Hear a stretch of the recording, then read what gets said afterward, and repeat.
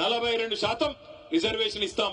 అది కూడా చదువులో, ఉద్యోగాల్లో, గవర్నమెంట్ కాంట్రాక్టుల్లో, అదే విధంగా రాజకీయ పదవుల్లో అన్నిట్లో ఇస్తామని చెప్పినారు. చెప్పి 2.5 ఏళ్ళు అయిపోయింది. కానీ ఇప్పటి వరకు ఒక్కటంటే ఒక్క హామీ బీసీ డిక్లరేషన్లు ఇచ్చింది గాని, ఎస్సీ డిక్లరేషన్లు ఇచ్చింది గాని, ఎస్టీ డిక్లరేషన్లు ఇచ్చింది గాని ఒక్కటంటే ఒక్కటి కూడా చేసింది లేదు. మీరు గట్టిగా అడిగినారనుకో గద్వాలోళ్ళు గాని ఎక్కడోళ్ళు గాని ముఖ్యమంత్రి ఒకటే చెప్తాడు, ఏం మంచిగా లేదా నీకు, గుడ్లు వీకి గోటీలాడతా, పేగులు తీసి మెడలేసుకుంటా, ఈ డైలాగులు తప్ప ఇప్పటిదాకా 2 ఏళ్లలో పీకిందైతే ఏమీ లేదు. ఒక్క పని, ఒక్కటంటే ఒక్క పని జరిగిందా? ముసలోళ్ళకి 4,000 పెన్షన్ అన్నావు ఇచ్చినావా? రైతులకు 15,000 రైతు బంధు అన్నావు ఇచ్చినావా? ఆడబిడ్డలకు 2,500 అన్నావు ఇచ్చినావా? 2 లక్షల ఉద్యోగాలు అన్నావు ఇచ్చినావా? 12 లక్షల అంబేద్కర్ అభయహస్తం అన్నావు ఇచ్చినావా? 42% రిజర్వేషన్ అన్నావు బీసీలకు ఇచ్చినావా? ఒక్క వాగ్దానం కూడా అమలు చేయకపోగా ఇవాళ మనం తీసుకున్న గట్టు ఎత్తిపోతల పథకాన్ని ఎక్కడున్నదాన్ని ఎక్కడేసిన గొంగడు అక్కడనే అన్నట్టు అట్లే వదిలిపెట్టినాడు. మొత్తం గట్టు ఎత్తిపోతల పథకం ద్వారా గట్టు మండలం గాని, కేటితోటి మండలం గాని బ్రహ్మాండంగా 35,000 ఎకరాలకు నీళ్లు ఇవ్వాలని కేసీఆర్ గారు 581 కోట్ల రూపాయలతో మంజూరు చేస్తే 2 ఏళ్లుగా ఆ పథకాన్ని ఎక్కడున్న గొంగలు అక్కడనే అన్నట్టు పండబెట్టింది కాంగ్రెస్ ప్రభుత్వం. అదే కేసీఆర్ గారి ప్రభుత్వంలో ఉమ్మడి పాలమూరు జిల్లాలో పెండింగ్ ప్రాజెక్టులన్నింటినీ రన్నింగ్ ప్రాజెక్టులుగా మార్చి కొత్తగా 10 లక్షల ఎకరాల కాయ కట్టించిన నాయకుడు ఎవరు? దాని వల్లనే ఇవాళ రివర్స్ మైగ్రేషన్ పాలమూరుకు స్టార్ట్ అయింది. నేను ఇదే గట్టుకు ఆనాడు ఇదే మన గద్వాలకు దరూరు మండలానికి మంత్రిగా వస్తే నేను నిరంజన్ రెడ్డి గారు మేమందరం పోతా ఉన్నాం. ఓ పత్తి చేను కాడ మొత్తం చాలా మంది కూలీలుంటే పలకరిద్దామని ఆగితే అక్కడ పోయి అడిగినాం, అమ్మ మీది ఏ ఊరు అని. ఏ ఊరు అంటే వాళ్ళు సిగ్గుపడుతూ మాట్లాడతలేరు.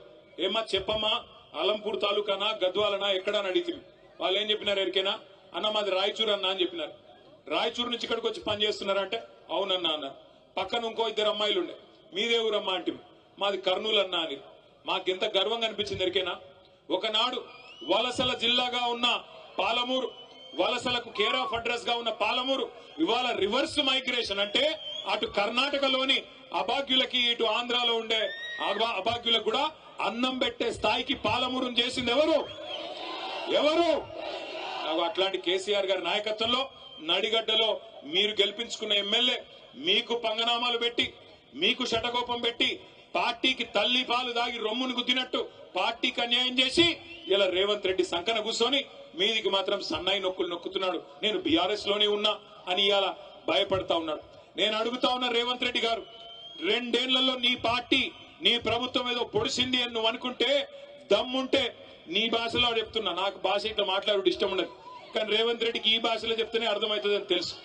రేవంత్ రెడ్డి నీకు దమ్ముంటే నువ్వు మగాడివైతే ఆ 10 మందిని రాజీనామా చెప్పి ఎన్నికల్లో చూసుకుందాం ఎవరి సత్తా ఏందో, ఎవరి ప్రభుత్వ పనితీరేందో, 10 ఏళ్ల కేసీఆర్ పనితీరేందో, 2 ఏళ్ల కాంగ్రెస్ ప్రభుత్వ పనితీరేందో ప్రజలే నిర్ణయం చేస్తారు.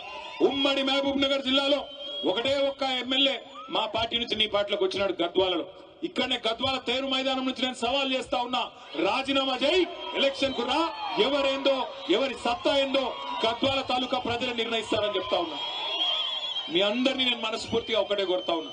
ఎక్కడ పోయినా ఇవాళ ఒకటే మాట వినబడతా ఉన్నది, అప్పుడే బాగుండన్నా, కేసీఆర్ ఉన్నప్పుడే కరెంటు మంచిగా వస్తుండే, కేసీఆర్ ఉన్నప్పుడే టైంకు యూరియా దొరుకుతుండే, కేసీఆర్ ఉన్నప్పుడే బ్రహ్మాండంగా పంటల కొనుగోలు జరుగుతుండే, కేసీఆర్ ఉన్నప్పుడే మాకు నాట్లేసే టైం వచ్చింది అంటే టింగుమని రైతు బంధు పడుతుండే.